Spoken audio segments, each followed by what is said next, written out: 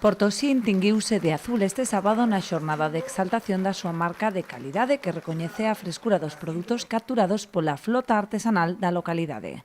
Ademais de promover este selo, coincidindo coa celebración do centenario da confraría, rendeuse unha sentida homenaxe aos patróns maiores e armadores que ao longo deste século de vida converteron o Opósito nunha entidade de referencia, xeradora de emprego e riqueza na localidade.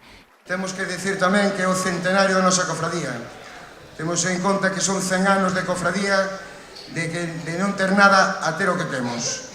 Creo que todo o mérito é dos ex-patróns maiores que xa non están vivos, dos que están vivos aínda, e sobre todo dos armadores que cada día iban para o mar con mal tempo, con bo tempo, e traíanos ao porto cheo de sardiñas e, polo tanto, o pobo cheo de gaviotas, que é un pobo mariñeiro. O presidente da Xunta gabou tamén a creación do selo de calidade azul, dando a coñecer peixes como a xarda, sardiña, xurelo ou bocartes, máis aló de Galicia. É por conseguir cousas tan importantes como este selo azul que tedes en Portosín. Noraboa a Isaac por estar promocionando. Isaac estaba moi nervioso, me dicía ao entrar, a ver como salía todo isto, e eu teño que dicir, desde aquí arriba, Isaac, ti tamén subiches, que saleu estupendo. Por lo tanto, noraboa por iniciativa e por traballar para facelo.